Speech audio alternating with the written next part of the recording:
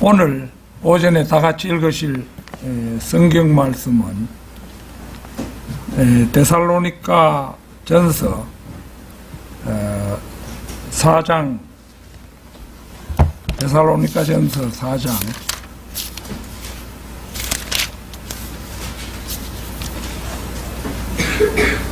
14절에서 17절까지 말씀입니다.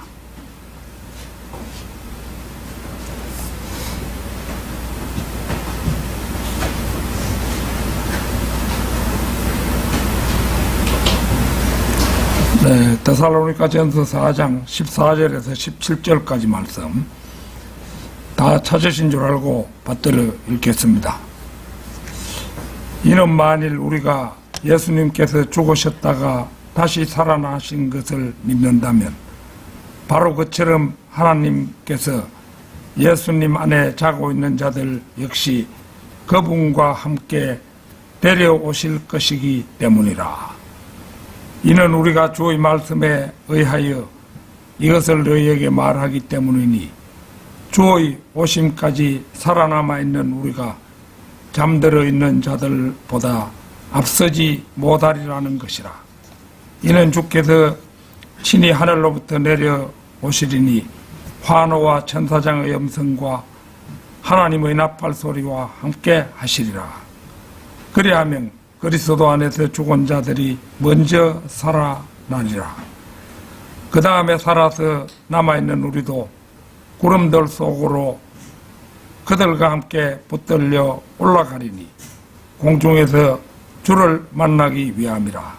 그래야 우리가 영원히 주와 함께 있으리라. 자, 오늘 오전에는 휴거의 시기와 구름 속에 오시는 주님, 휴거의 시기와 구름 속에 오시는 주님, 이런 제목으로 말씀드리겠습니다. 원래 오후 예배에서 이제 그 5가지 왕관에 대해서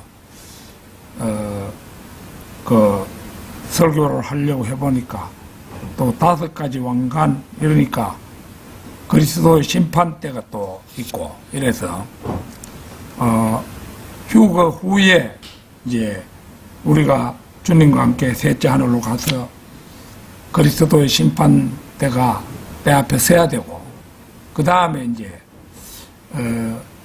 그 시상식에서 하늘나라 시상식이죠.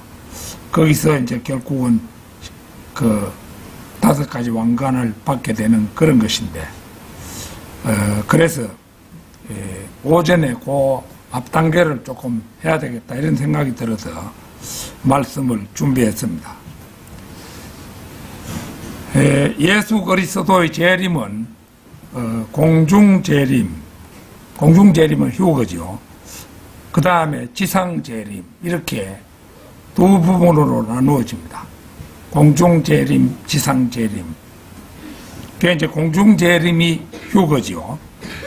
공중재림은 대환란 전 주님께서 하늘의 구름까지만 오셔서 구원받는 성도들을 호련히 변화시켜 구름 속으로 끌어올리시는 사건이고, 지상재림은 이 땅에서 7년 대환란이 계속되는 동안 셋째 하늘로 간 성도들이 그리스도의 심판 때와 어린 양의 혼인식을 거쳐서 주님과 함께 직접 이 지구의 지상으로 내려오는 재림입니다. 지상재림은 일종의 주님과 주님의 신부되는 우리가 함께 이 지상으로 떠나오는 그 신혼여행이라고도 할 수가 있는 그런 사건입니다. 1992년에 다미성교회 사건은 휴거가 일어난다고 하며 그들이 예정한 날이 다가오자 흰 옷을 입고 대소동을 벌인 사건을 말합니다. 그러나 그날 휴거는 일어나지 않았습니다. 이 사건은 이장님이라는 목사가 자기 소속 교회의 한 소녀가 기도 중에 휴거가 몇 월 며칠 몇 시에 일어난다는 음성을 듣고 그것을 성령님이 그 소녀에게 들려준 것이라 굳게 믿고 일으킨 소동이었습니다. 그런데 사람들이 착각하기 쉽지만 그 소녀가 들은 것은 마귀가 넣어준 가짜 예언이었을 뿐 진짜 예언은 아니었습니다.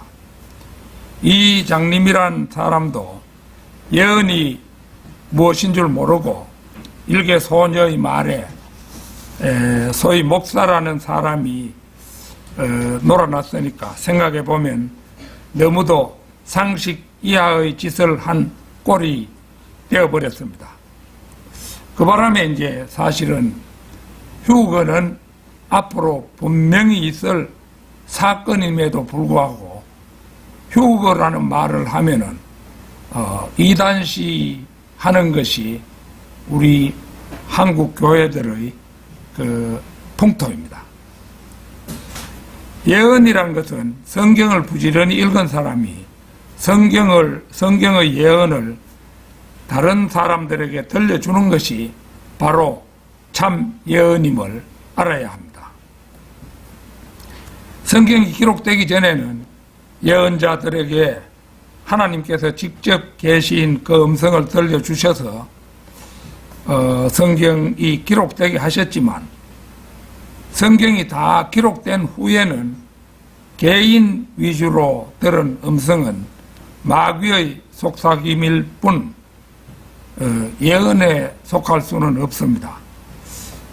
과거 저희의 그 고향 교회에서 심호하던 한 전도사가 자기가 시골 교회에 와서 심호하게 되니까 마을에 한 100여 되는 사람은 있는데 교회에 모여드는 성도들은 몇 명 되지 않고 이러니까 자기가 이 교회를 부흥시켜 봐야겠다 이래가지고 간절히 그 기도를 하다가 어떤 음성을 들었어요. 그 내용이 뭐냐 하면은 연말이 되면 교회 성도가 50명이 될 것이란 그런 음성이었다는 것입니다. 이것이야말로 자신이 너무 골똘한 소망을 가지고 기도하는 중에 이제 마귀가 넣어준 말을 하나님이 자신에게 들려준 예언으로 생각하고 성도들에게 그 공표를 해가지고 그렇게 된 것입니다. 그러나 뭐 그 역시 성도들이 더 이상 불어나지 않았습니다. 그래서 참 성도라면 다반사로 들려줄 수 있는 것이 예언입니다. 사실은 예언은 어떤 무조건 미래에 되어질 일을 자기가 말한다고 해서 예언이 아니고 이제 우리가 예언을 할 수 있는 가장 쉬운 방법은 한 사람을 구령했을 때 그에게 이제 그 구원받은 성도에게 당신은 이제 구원받으셨으니까 하늘나라에 들어갈 티켓을 받으셨습니다 라고 했다면 그것이야말로 성경 말씀을 기반으로 한 훌륭한 예언이 되는 것입니다. 휴거의 시기와 구름 속에 오시는 주님, 첫째는 재림의 두 단계입니다. 먼저 공중 재림은 주님께서 대기권 영역 구름 속으로 오실 것입니다. 데살로니가전서 오늘 본문 말씀 가운데 해당되는데요. 4장 17절 우선 보겠습니다.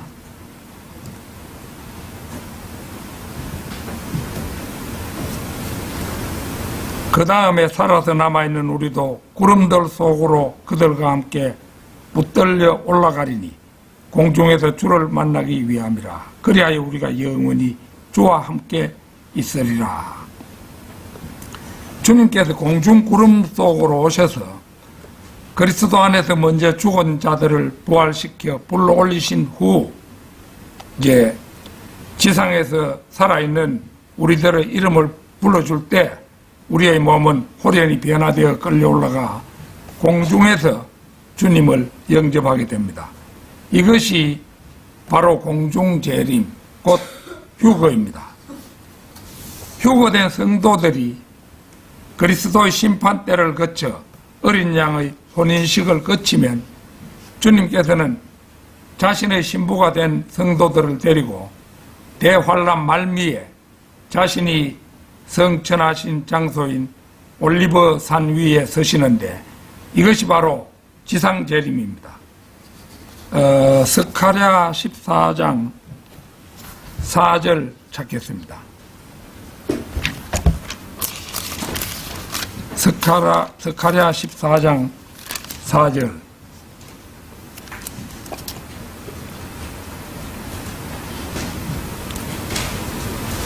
그리고 그날에 그분의 두 발은 예루살렘 앞 동쪽에 있는 올리브 산 위에 서시리니, 올리브 산은 그곳의 중심부에서 동쪽과 서쪽으로 갈라질 것이요 거기에 매우 거대한 골짜기 하나가 생기리라.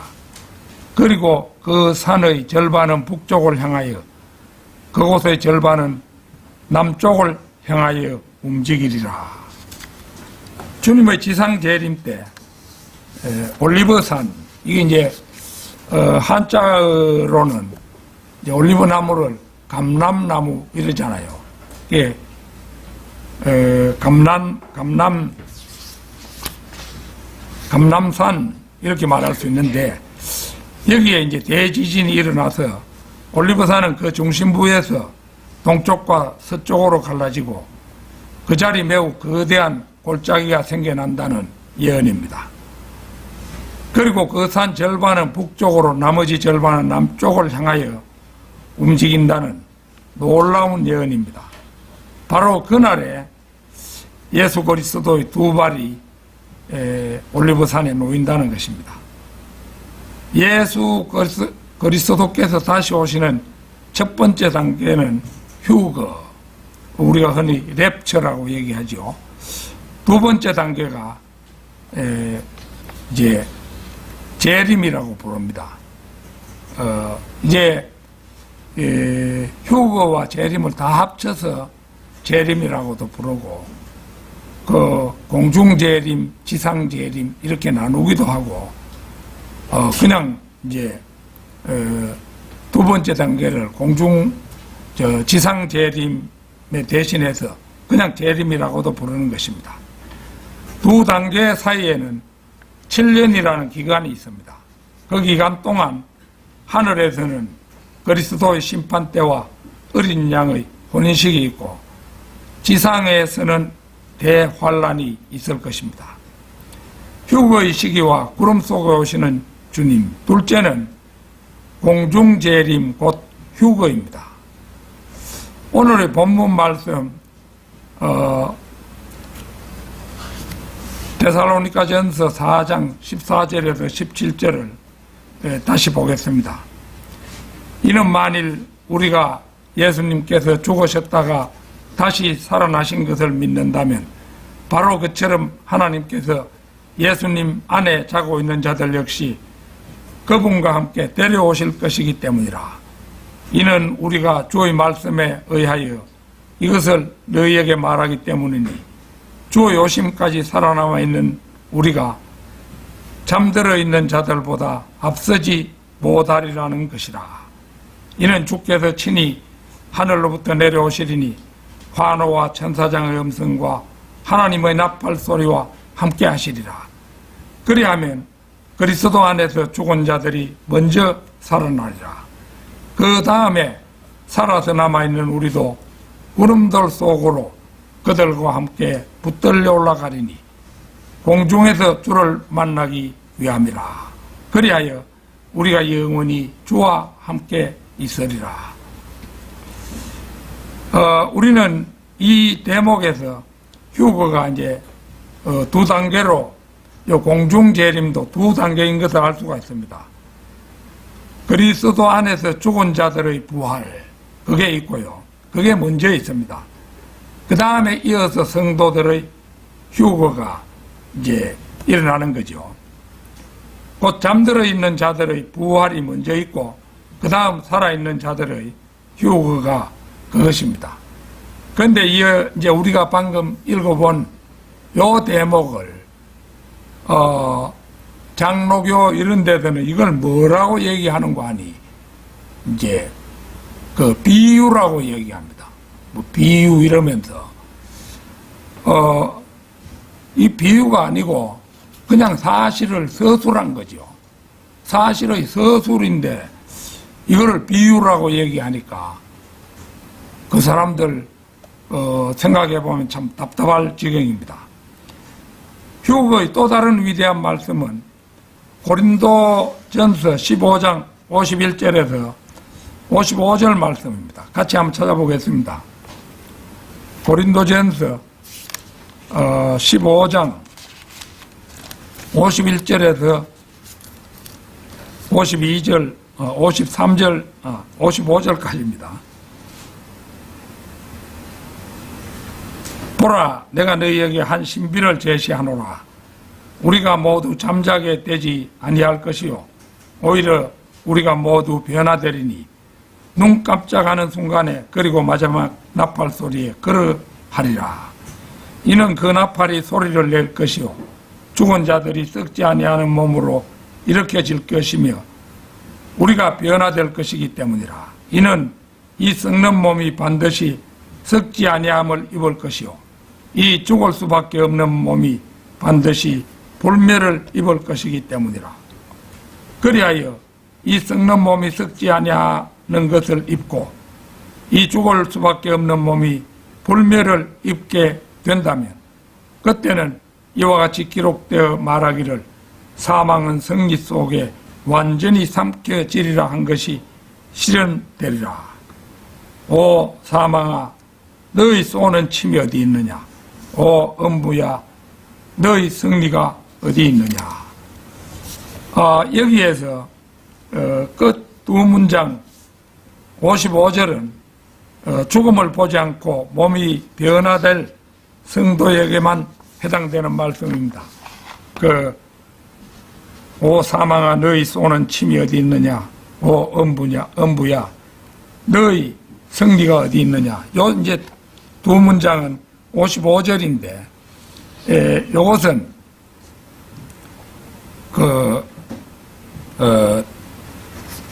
이제 우리 성도들에게만 해당되는 그런 말씀이죠.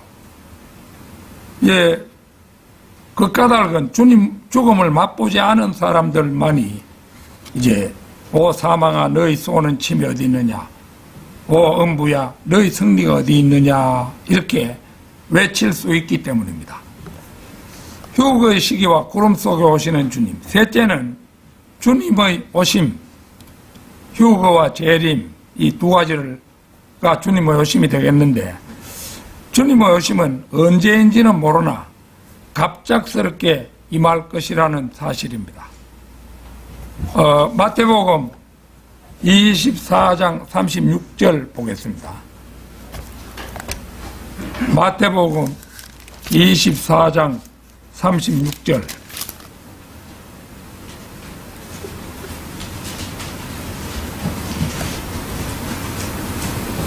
그러나 그 날과 그 시각에 대하여 아는 사람이 아무도 없나니 없도다. 하늘의 천사들도 모르고 오직 나의 아버지만 아시느니라. 이와 같은 구절이 이제 마가복음 13장 32절에도 나오는데, 여기에는 아들도 모르며,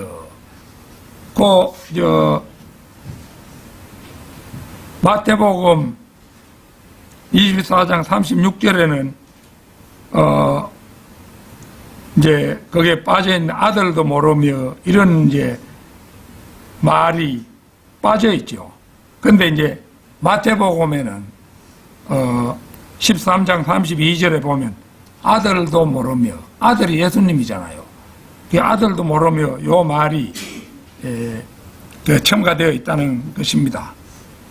그러니까 이 개신교회에 다니는 그 성경 변개자들이 볼 때는 이거 사람들이 정신이 없어가지고 잘못 쓴 모양이다. 이래가지고 마태복음 24장 36절에도 이제 이 말을 삽입을 시켜 놨다고 합니다. 아들도 모르며 이 말을 삽입을 이제 추가해 놨다는 거죠. 그러나 그 날과 그 시각에 대하여 아는 사람은 아무도 없나니 없도다. 하늘에 있는 천사들도 모르고 아들도 모르며 아버지만 아시느니라. 요게 이제 마가복음에 나오는 구절이에요. 그래서 아들도 모르며 아버지만 아시느니라. 이렇게 되어 있는 거예요. 그래서 보는 것처럼 똑같은 상황에서 나온 말씀인데도 다르게 기록되어 있는 것은 각 복음서의 특징 때문입니다. 마가복음은 예수 그리스도의 종 되심을 주로 다루는 책으로 그분의 사역이 중점적으로 다루어지고 있습니다. 그래서 마가복음에는 족보가 실려 있지 않죠. 탄생에 대한 묘사도 없습니다. 그 까닭은 종은 족보가 필요 없고 사역만이 의미가 있기 때문입니다. 바로 그래서 마가복음은 아들 하나님이신 예수 그리스도까지도 그 날을 모른다고 기록하고 있는 것입니다. 그러나 마태복음의 예수 그리스도께서는 다르지요.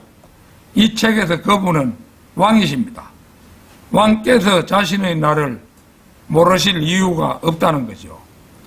종으로서 그분은 그 날과 시간을 모르시지만 왕으로서 그분은 그 날을 다 아십니다. 바로 그래서 마태복음에는 아들도 모르며 요 말이 빠져 있는 것입니다. 종말에 관한 비유 중 중요한 비유 하나가 무화과 나무의 비유지요. 마태복음 24장 거기 32절에서 35절 한번 보겠습니다. 이제 무화과 나무의 비유 하나를 배우라. 그의 가지가 아직 연하고 잎사귀들을 내보내면 여름이 가까이 있음을 너희가 아노라. 그러한 이유로 이와 같이 너희가 이 모든 것을 목격할 때 그것이 가까이 곧 문들 앞에 있음을 너희가 아느니라. 진실로 내가 너희에게 말하노니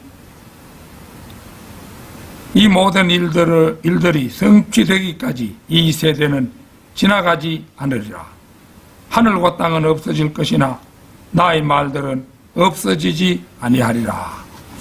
여기서 무화과 나무는 이스라엘을 말하는 거죠.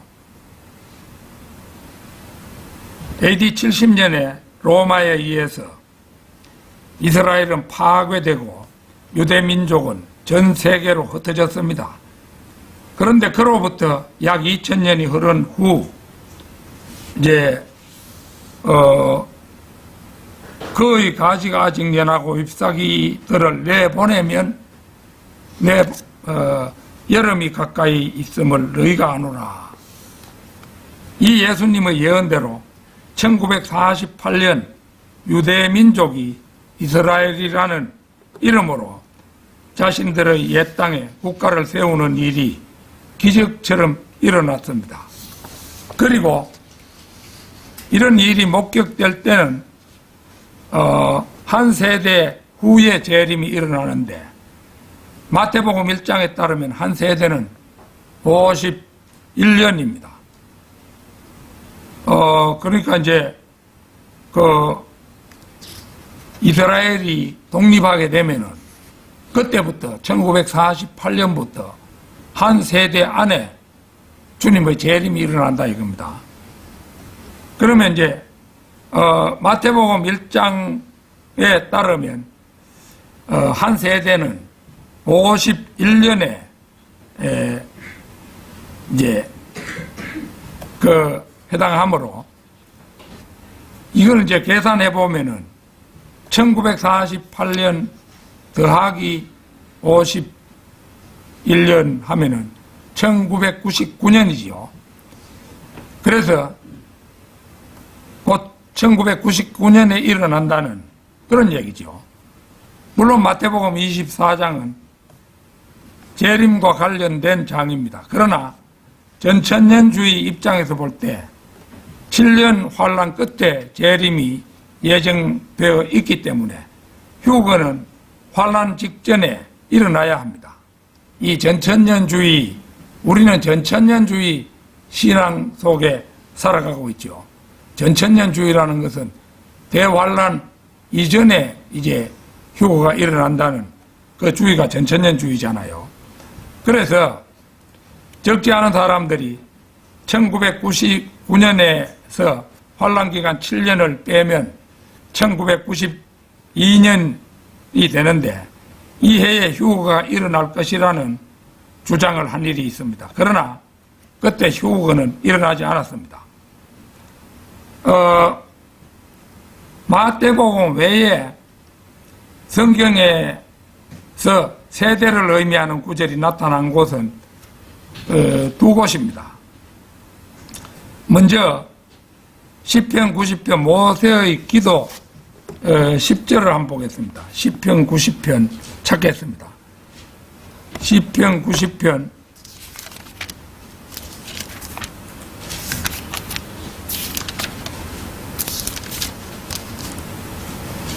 10절. 그 이제 우리가 성경에 보면은 이 다윗의 시절이 지금부터 3000년 전이고 그 다음에 모세는 3500년 전에 살았던 사람이잖아요. 그러니까 3500년 전의 사람 시가 우리 성경에 수록되어 있다는 거 이거 놀랍죠. 자, 이거 10절. 우리의 연소들에 속한 날들은 70년이니이다. 설령 강건하여 그것들이 80년이 될지라도 여전히 그것들의 강건함은 수고와 슬픔이니이다. 이는 그것이 얼마 못 가서 끊어지고 우리는 날아가 버리기 때문이니이다. 우선 한 세대를 이제 70년으로 계산하면은 1948 더하기 70년 하면은 2018년입니다. 여기에 환란기간 7년을 제하면 2011년. 그러나 2011년에 분명 휴거는 일어나지 않았습니다. 다시 거기에 보면은 이제 그 80년도 나오는데 80년으로 한 세대를 계산하면은 1948 더하기 또 그 80 하면은 2028년이죠. 여기에서 다시 7년을 제하면 2021년. 그렇지만 2021년에도 휴거는 일어나지 않고 어느덧 지금이 2023년이죠. 저희는 사실 2021년에 혹시 휴거가 일어나려는가 싶어서 예상하고 주의 깊게 고대하고 있었는데 일어나지 않은 겁니다. 자, 그러면 이제 우리가 지금까지 한 세대를 51년으로 했을 때, 한 세대를 70년으로 했을 때, 한 세대를 80년으로 했을 때 세 가지 경우를 대입해 보았죠. 그래서 이제 우리 최종적으로 아직 한 가지가 남아 있습니다. 창세기 15장 13절 한번 보겠습니다. 창세기 15장 13절.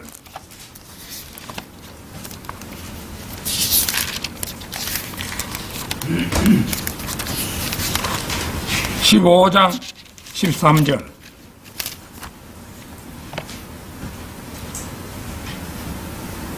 그리고 그분께서 아브라함에게 이같이 말씀하셨느니라.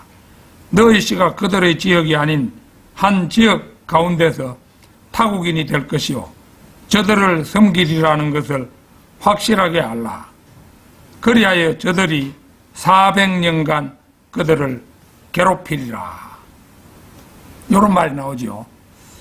사실은 430년이라고도 그 다른 곳에 보면 나오는데요. 그런데 거기 이제 이 400년이라고 해놓고 16절 고 보십시오. 뒤에 16절을 보면은 그러나 4대 만에 그들이 여기로 다시 오리라. 이런 말씀이 그 뒤에 나오죠.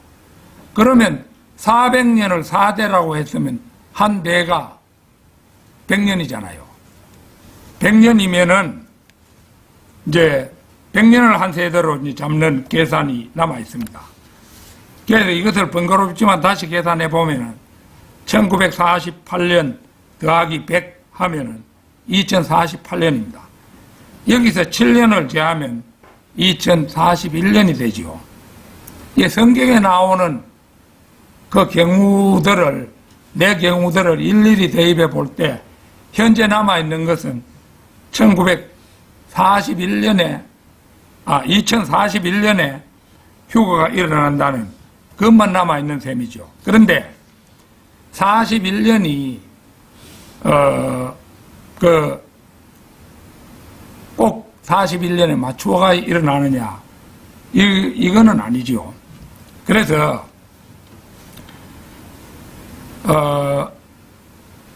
이스라엘이 독립한 해와 저 자신의 출생연대가 같은 해입니다. 1948년. 나도 1948년생이거든요. 이스라엘 독립한 해도 그렇고. 그래서 원래 제 나이가 만 75세 정도 되었는데요. 그러면 41년 완전히 만기를 채워서 휴거가 일어나면은 제 나이가 93세가 되므로 제가 그때까지 살아야 하므로 좀 벅찬감이 없잖아 있습니다. 그러나 휴거가 꼭 만기를 채워 일어난다는 보장이 없고, 그래야 하면은 하나님의 계획이 인간에게 그대로 다 고스란히 드러나는 것이 되니까 그런 일은 없으리라고 보는데, 뭐 가령 2031년에 일어나도 되는 거죠, 휴거는. 그러니까 그 안에 얼마든지 일어날 수 있는 겁니다. 그래서 저는 그 제가 휴거 대리라는 그 꿈을 가져온 지는 제법 오래되었습니다. 그래서 저는 제 오랜 꿈을 제 사는 동안에는 간직하려고 그렇게 작정하고 있습니다. 이 사람이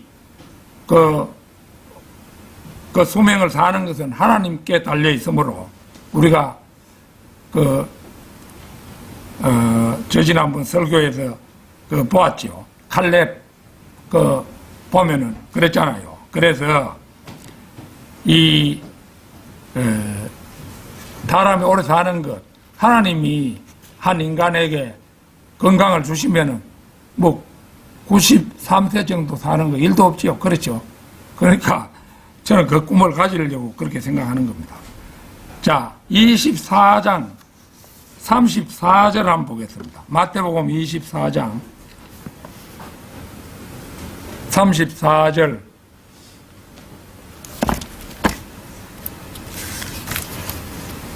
한 번 더 보겠습니다.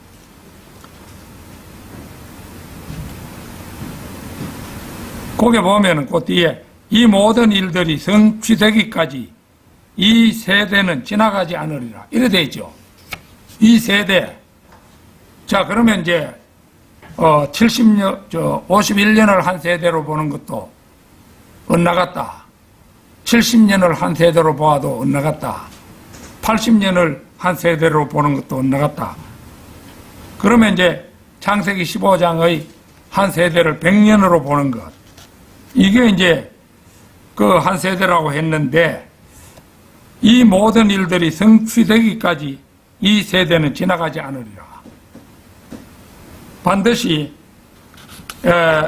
여기 1948년부터 한 세대 100년 이게 지나가지 않으리라는 말이죠. 그래서 이 말씀으로 미루어 보건대 무화과 나무에 잎이 나오는 때 곧 이스라엘의 독립한 해와 예수 그리스도의 재림이 한 세대에 속할 것은 분명합니다.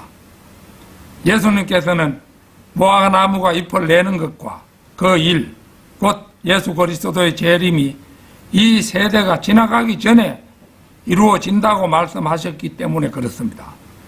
일찍이 르크만 목사님은 생전에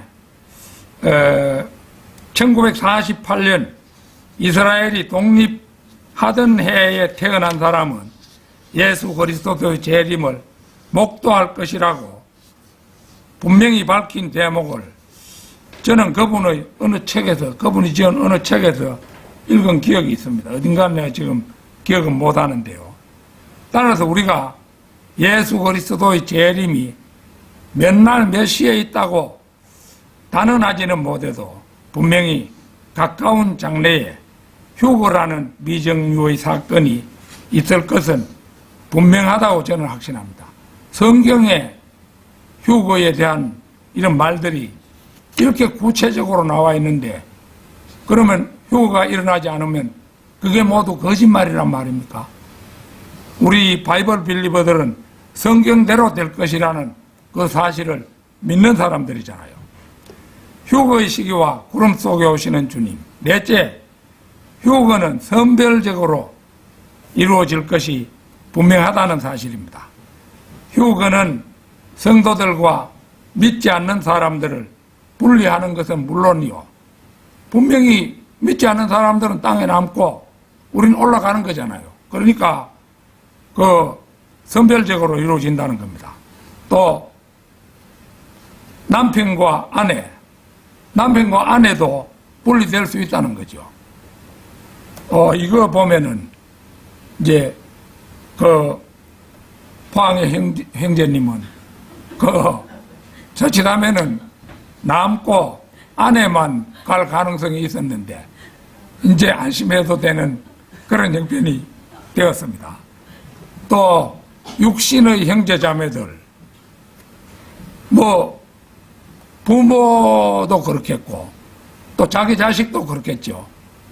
아버지가 반드시 좋은 믿음을 가졌다고 해서 아무리 애써도 아들이 반드시 좋은 믿음을 가지리라는 보장이 없어요. 그러니까 우리가 세상을 살 때 참 항상 자식을 잘 다독거려서 살아야 되는 것이 바로 그 때문입니다. 그래서 또 친구와 친구를 분리시킬 것도 마찬가지죠. 아무리 친한 친구라도 친구가 구원받지 못했을 때는 그때 이제 구원받은 쪽은 올라가고 구원받지 못한 쪽은 세상에 남아있게 되는 것입니다. 자, 누가복음 17장 누가복음 17장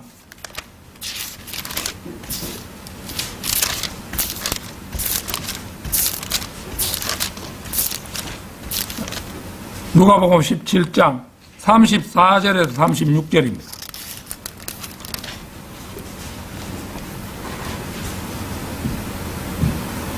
(34절에서 36절) 내가 너희에게 이르노니 그 밤에는 두 남자가 한 침대에 있으리니 하나는 붙들려가고 다른 하나는 남겨지리라.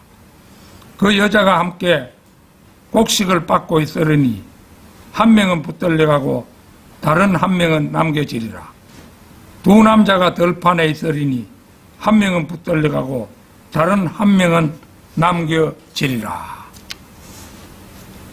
두 사람이 침상에 있는 때는 밤이고 두 사람이 맷돌을 갈고 있을 때는 저녁이며 두 사람이 밭에 있을 때는 한낮입니다. 이것은 휴거가 세계 전역에서 동시에 일어날 것을 시사합니다. 지구가 둥글잖아요. 지구가 둥글기 때문에 쉬지 않고 자전을 하기 때문에 이제 휴거가 일어날 때는 어떤 곳은 밤이고 어떤 곳은 저녁되고 어떤 곳은 낮이고 이렇게 된다는 겁니다.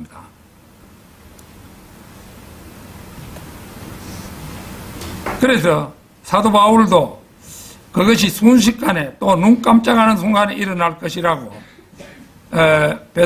고린도전서 15장 52절에서 기록하고 있습니다. 그거는 앞서 우리가 그 부분을 읽었었죠.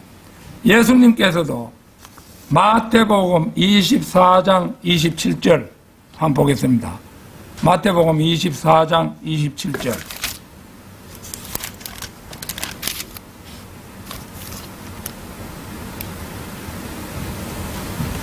이는 번개가 동쪽에서 나와 서쪽에서도 번쩍이듯이 인자의 강림 역시 그러할 것이기 때문이라.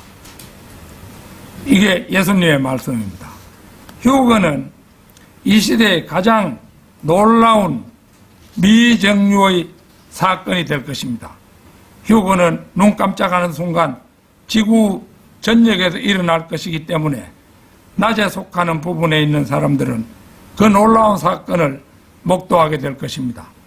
그런데 이제 사실은 제가 오늘 그 얘기는 그런 얘기는 안 했습니다만은 이제 비행기 조종사가 구원받은 사람인 경우 휴거가 일어날 때 비행기 조종사만 딱 떠나 부르겠지요. 그래 되면 비행기 누가 조종해가지고 땅에 내립니까? 완전히 큰일 나겠죠. 그러니까 휴거 때가 되면은 온갖 사고가 일어난다는 겁니다. 자동차도 운전하는 도중에 딱 올라가기 때문에 자동차는 지금 진행 중이기 때문에 신호등 그런 거 자동차 자신이 분간하지는 못하잖아요. 그렇기 때문에 휴거를 하는 것이 그렇게 일어납니다. 그래서 휴거는 눈 깜짝하는 순간 지구 전역에서 일어날 것이기 때문에 낮에 속하는 부분에 있는 사람들은 그 놀라운 사건을 목도하게 되겠지요. 환호와 천사장의 음성과 하나님의 나팔 소리를 그리스도 안에서 죽은 자들과 살아있는 성도들 외에 다른 사람들도 알아들을 수 있을지는 미지수입니다. 요한복음 12장 28절 29절에서 하나님께서 이제 그리스도께 말씀하셨을 때 그 음성을 그리스도께서는 알아들으셨으나 곁에 있는 사람들은 그것이 천둥소리인 줄 알았습니다. 그 다음 또 주께서 다마스쿠스로 가던 사울에게 나타나셔서 바울이 원래 이름이 사울이었잖아요. 그래서 사울에게 나타나셔서 그에게 말씀하셨을 때 그와 동행하던 사람들은 소리는 들었으나 알아듣지도 못하고 아무도 보지 못한 채 서 있기만 했습니다. 그러나 바울은 다 알았지요. 그 자리에서 자기의 눈이 멀었었잖아요. 그 영광스러운 날 아침 그리스도 안에서 잠든 자들의 혼은 주님께서 이제 데려와 우리 살아있는 사람들보다도 먼저 부활하여 영광스러운 몸을 입을 것입니다. 그러니까 그리스도 안에서 과거에 죽은 사람들, 그들은 이제 우리보다 앞서지요. 반드시 그 순서가 나와 있잖아요. 데살로니가전서 4장 그리고 고린도전서 15장 이 두 곳에 보면 순서가 그 두 곳에 다 친절하게 나와 있죠. 그리고 우리 살아있는 성도들도 예수 그리스도의 부활하신 몸과 똑같은 슈퍼맨의 몸을 입을 것입니다. 그 몸은 바위에도 유리에도 철판에도 방해받지 않고 통과할 수 있는 몸입니다. 우리가 난 밤중에 전에 이제 일어나가지고 전엔 좀 밤눈이 요새보다 좀 어두웠던 것 같아요.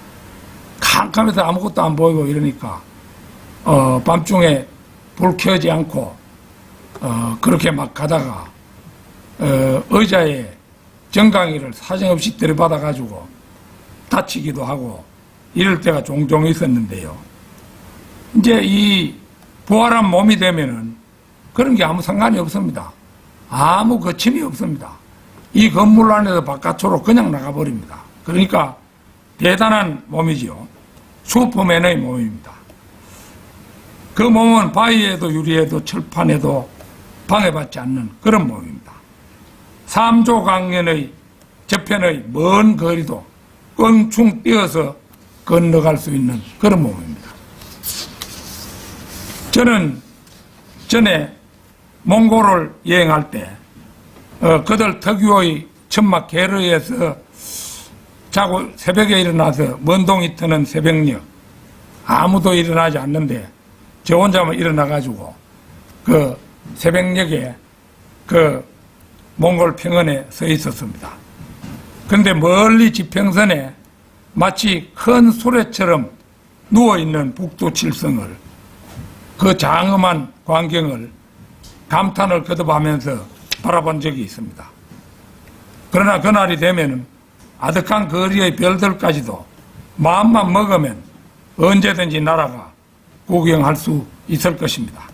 결론적으로 우리 바이블 빌리버들이 바른 성경을 가진 점도 자랑할 만한 점이지만 휴거에 대한 남다른 지식을 가졌다는 점도 르크만 목사님의 주석서 때문임은 누구도 부인하지 못할 것입니다.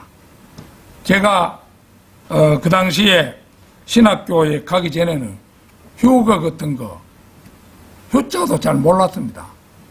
그랬는데 그 모든 것을 공부함으로써 이제 알게 된 것이죠. 특히 르크만 목사님의 주석서를 통해서 이제 주로 알게 되었는데 그분의 솔로몬의 아가 주석서가 연중 어느 때에 휴거가 일어날 것인가에 대해 설파한 대목은 이 세상 누구도 밝혀내지 못했던 계시 중의 계시였습니다. 솔로몬의 아가 2장 11절에서 13절 한번 찾겠습니다.